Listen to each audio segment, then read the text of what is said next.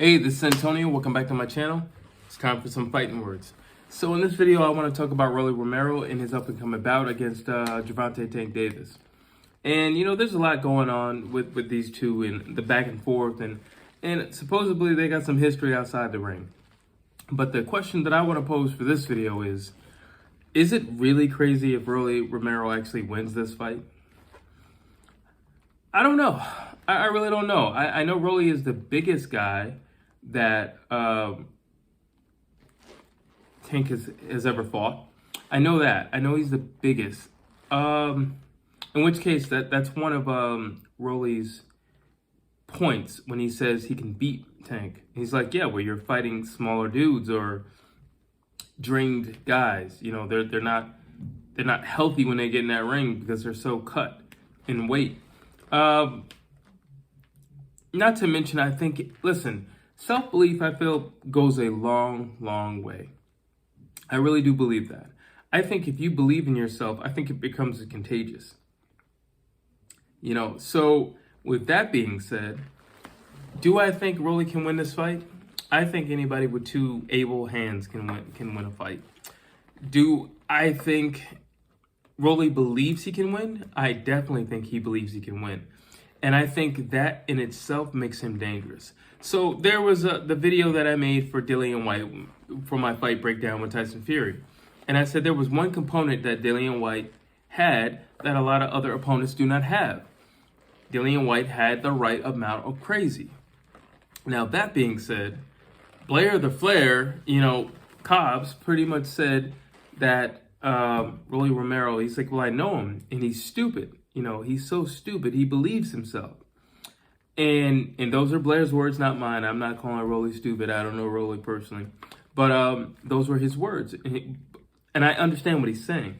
He's saying he has the right amount of crazy. The same thing I said about Dillian White. He has the right amount of crazy.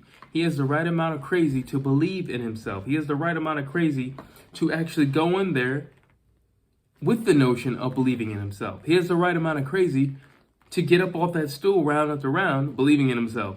He has the right amount of crazy to envision himself winning, seeing his hands raised in victory. That's not a crazy thing. And quite frankly, I feel anybody who steps in the ring has got to have a certain level of self-belief. Do I think that Rolly Romero has the skill level of Gervonta Tank Davis? No. Do I think he has the power of Gervonta Tank Davis? Yes and no. Rolly doesn't actually hit people clean. And Rolly is typically kind of off balance or whatever when he does have a knockout. So he's not the sharpest puncher. But that should tell you something. If you look at, like, say, a Deontay Wilder, Deontay Wilder isn't the sharpest puncher. Because, you know, but he hits so hard that he doesn't have to hit you flush. Or he doesn't have to hit you with a perfect looking punch. It can be not the most attractive looking punch. We'll just say it like that. And he can still get you off your feet or separate you from consciousness. Rolly's the same way. He can get you off your feet or possibly separate you from consciousness. And it's not the best looking punch. It's not a classical looking punch. It's not a well formulated punch, however you want to say it. It's not that type of punch. You look at Tank's punch, it's a perfect punch. Everything about it, the form, you know, like, it's perfect. Everything about it, you know, the timing, the form, the speed, everything about it, like, everything about the punch with Tank is perfect. Even what he does after he throws and lands that punch. Rolly is not the same. So if he can do damage, not necessarily being a tactically great or tactically skillful fighter, and he can still get people off their feet, or at least all the people he's had in front of him. Now, granted, I will definitely say that Tank has had much tougher, much harder, much more skilled opposition than Rolly Romero. But it's not Rolly's fault. He just fights whoever they put in front of him. He works for a company. He's a company man. He works for a company. So whoever the company puts in front of him, that's who he fights. So it's not a thing about, you know, or Rolly's just fighting these soft guys. That could be an argument for many fighters. And some of the quote-unquote great fighters right now, that could be an argument for. So I don't necessarily want to go down that route. But what I am saying is it's possible. It's possible. I think Rolly does hit hard. I think Rolly does have a lot of self-belief. I think Rolly has natural dog instinct where when the going gets tough, I think something tough will come out of him. I don't think he'll retract within himself, or I don't think he'll run and hide or anything like that.